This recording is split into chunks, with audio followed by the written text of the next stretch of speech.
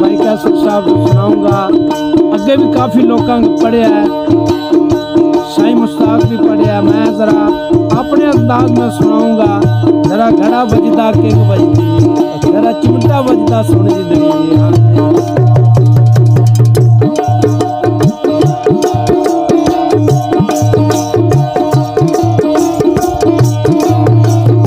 घड़ा बजदा किंग बजदी, घड़ा बजदा